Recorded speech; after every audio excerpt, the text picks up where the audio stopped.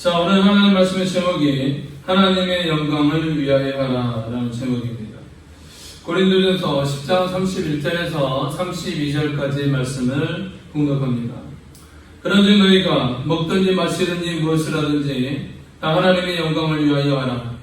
유대인에게나 헬라인에게나 하나님의 교회에나 거치는 자가 되지 말고 나와 같이 모든 일에 모든 사람을 기쁘게 하여 자신의 유익을 구하지 아니하고 많은 사람의 유익을 구하여 그들로 구원을 받게 하라. 아멘. 제가 예전에 종교 전문 기자가 있었습니다. 조영 기자가 쓴 그 울림이라는 그 책을 보면은 우리가 몰랐던 이 땅의 예수들이라고 하면서 부제목을 달았습니다. 자, 이 책에는 예수 정신에 사로잡혀 살았던 그 믿음의 그 선배에 대해서 말을 하고 있습니다. 그들은 오직 예수 그리스도를 위해서 일평생 살아나갔다라는 것입니다. 자신의 유익을 아니라 하나님의 영광을 위해서 살아갔다라는 것입니다. 이들 가운데 한 사람이 바로 풀무학교를 세웠던 이창갑 선생이 있습니다. 그가 세상을 떠났을 때에 지인들이 바친 그 조사의 내용인데, 연구실에서 학문을 연구하고 교단에서 진리를 이제 발표하시는 기라성 같은 그 박사님들이 그 박사님들 그 숲속에서 아무도 흩어진 그 쇠똥을 주워 보호하는 분이 없고, 세상에 가부되어 말라빠진 삭정이를 줍는 교수가 없으며, 민족의 상처를 유리조각을 주어 파묻는 선생이 계시지 않는다라고 했습니다. 여러분, 버림받은 쇠똥, 또 말라 비틀어진 그 삭정이, 또 어디로 가야 하고 살기 띈 그 유리조각은 누가 주어 구덩이에 묻겠습니까? 라는 것이었습니다. 이창갑 선생은 쇠똥 같은 사람들, 말라빠진 삭정이 같은 사람들, 또 살기 띈 그 유리 조각 같은 사람들, 그 하나하나를 거두어서 하나님 나라 운동에 동참시킨 분이었다는 것입니다. 그가 할 수 있었던 것은 예수의 영이 지배하고 있었기 때문입니다. 그는 오로지 사람의 영광을 구하는 삶에서 벗어나 하나님의 영광을 위한 그 삶으로 살았다는 것입니다. 많은 믿음의 선배들이, 믿음의 조상들이 하나님의 영광을 위해서 살아나갔다는 것입니다. 그들이 하나님의 영광을 위해서 헌신하고 기도했기 때문에 지금 저와 여러분들이 이렇게 믿음의 삶으로 믿음의 생활을 할 수 있게 되었던 것입니다. 여러분, 사도 바울은 본문 31절에 너희가 먹든지 마시든지 무엇을 하든지 다 하나님의 영광을 위하여 하라 라고 친구합니다. 여러분, 그리스도인은 하나님의 영광을 위하여 라는 그 목적을 따라 행해야 한다면서, 여러분, 바울은 행위 중에 먹는 것과 마시는 것을 들었습니다. 자, 이것은 아무리 보아도 별로 하나님께 영광을 돌릴 만한 그 특별한 행위로 여겨지지 않습니다. 그러니까 누구나 매우 하는 아주 흔한 행위입니다. 생명을 위하여 행하지 않을 수 없는 가장 기본적인 행위였습니다. 하지만 성경은 그런 것들까지도 오직 하나님의 영광을 위하여, 하나님의 영광을 위하여 행할 줄을 알아야 이렇게 마땅한 명령을 하고 있습니다. 지극히 일상적인 일을 할 때 그리스도인들은 그 일을 통해서 하나님의 영광을 돌려야 된다는 거예요. 동시에 보면 그리스도의 자유까지도 하나님의 영광을 위해서 하라고 말합니다. 무엇을 하든지 모든 것이 다 하나님의 영광을 위해서 직결되어 있어야 된다는 것입니다. 그래야 할 때 하나님을 기쁘게 하고 하나님의 영광을 돌리게 됩니다. 그렇다면 우리가 하나님의 영광을 위해서 어떻게 행해야 합니까? 첫째로 보면 거치지 말아야 된다는 겁니다. 여러분, 재밌는 이야기가 있습니다. 우리나라 그 선교 초기에 선교사 제임스 게일 박사가 그 저술한 한국의 풍문에 대해서 기록을 했습니다. 한국의 풍문. 게일 박사는 농촌에서 농부들이 땅을 팔 때 가래질하는 모습, 가래지라는 그 모습에 감명을 받았습니다. 그래서 친구 헤버 존스에게 글을 남깁니다. 다음과 같이 이렇게 말을 해요. 이 재미있는 발명품은 조선에서 사용하고 있는 기구들 중에 노동력을 덜어주는 아주 최고의 기구다라고 이렇게 소개를 합니다. 그것은 뭐 예를 들어서 3명 아니면 5명 정도의 많은 일을 하는 그런 기구다라는 것입니다. 여러분, 가래는 긴 나무에 부삽이 달린 것인데 그 양쪽에 선 사람들이 잡은 끈을 바로 부삽의 가장자리에 메어 있고 그들은 별로 힘이 들이지 않고 많은 일을 하게 된다는 것입니다. 여러분, 가래질할 때의 민첩함과 활력에 찬 노래, 또 운율이며 휴식 시간의 즐거움이 아름답게 묘사되었다라고 이렇게 표현하고 있습니다. 여러분, 서양 사람들은 눈에도 경이롭게 보여질 만큼 우리 조상들의 서민생활에서 아주 아름다운 풍속을 이어갔습니다. 자, 여러분, 이 가래질이라는 것은 어떤 일을 하기 위해서 가래의 자루를 잡은 우두머리가 필요합니다. 또 나머지 몇 사람은 좌우의 끈을 잡고 일정한 리듬에 맞추어서 우두머리의 삽질을 도와주어야 그 일을 성취할 수 있다는 것입니다. 여러분, 그리스도인은 무엇이라든지 하나님의 영광을 먼저 생각하고 자신의 행위를 자제해야 된다는 것입니다. 여러분, 가래질을 하는데 앞에가 누가 힘있게 끌어가면 옆에 있는 사람이 그걸 균형을 잡을 수 없습니다. 또 옆에 있는 사람들 그걸 세게 잡아당기다 보면은 그 앞에 있는 사람이 끌고 갈 수 없게 되어진다는 것입니다. 여러분, 자신의 유익을 먼저 생각하는 것이 아니고 옆에 있는 이웃과 이익을 위해서 그 권리를 위해서 우리 침해하지 않고 나눌 수 있는 그런 삶으로 살아나갈 수 있어야 된다는 것입니다. 교회가 분쟁하고 분열하는 곳에는 반드시 하나님과 이웃에게 거치는 사람들이 있습니다. 이는 하나님의 은혜와 복을 가로막고 교회의 부흥을 방해하는 그 행위인 것을 알아야 합니다. 여러분, 32절에 말합니다. 여러분, 대인에게나 헬라인에게나 하나님의 교회에나 거치는 자가 되지 말고 라고 이렇게 말합니다. 여기 거치는 자, 여러분, 거치는 자의 원어는 아프로스 코포이라는 그 말인데 거친 돌을 의미하는 단어로서 다른 사람을 넘어지게 한다는 것입니다. 여러분, 본문의 유대인은 하나님의 성민이라고 말하는 사람입니다. 또 헬라인은 지식을 자랑하는 사람입니다. 하나님의 교회는 예수를 믿는 사람들인데 이들이 모여 모두 하나님의 영광을 가리는 거친 돌이 되었다는 것입니다.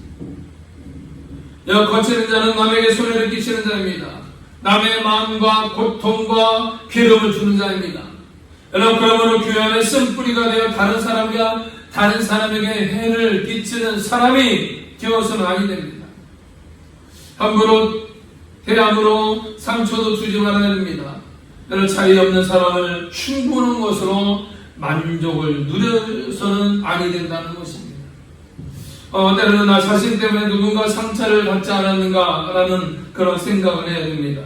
하나님의 영광을 위해 사는 성도들은 자신으로 인해서 실족하여 넘어지는 자가 생기지 않도록 해야 됩니다.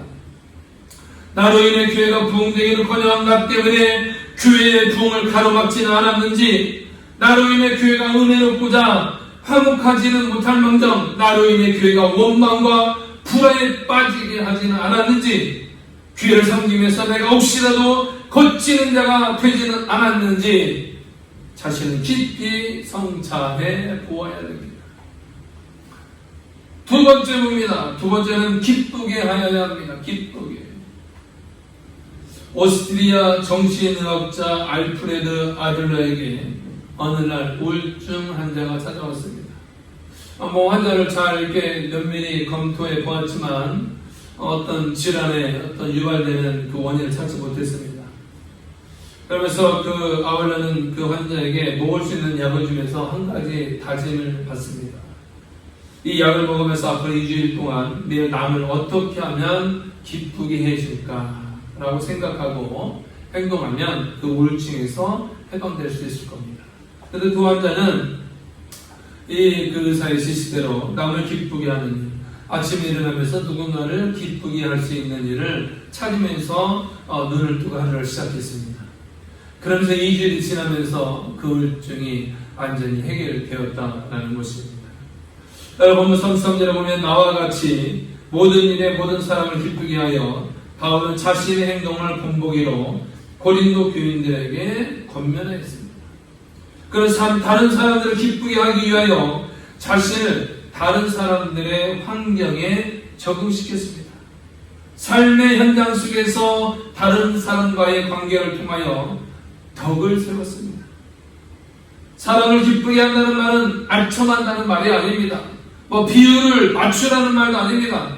바울은 사람을 살리고 사람을 격려하고 사람을 구원하는 것이야말로 사람을 기쁘게 하는 행위라고 표현하고 있습니다. 이 말씀을 하면서 고린도 교인들에게 진정한 자유자의 특권이 무엇인지 알려줍니다. 여러분, 자유는 자기만 위한 것이 아니라 자기가 속한 공동체를 위할 때 참된 권리가 된다는 것입니다. 그러기에 모든 사람의 유익을 구하는 일은 필연적이며 다른 사람을 기쁘게 하는 것으로 현실화되어야 합니다. 예수 그리스도께서 자신의 피를 나누어 주심으로 얻은 자유이기 때문에 또 다른 나눔을 통하여 다른 일을 위한 모습으로 나타나야 합니다. 그래서 바로 모든 일에 모든 사람을 기쁘게 하라고 명하였던 것입니다.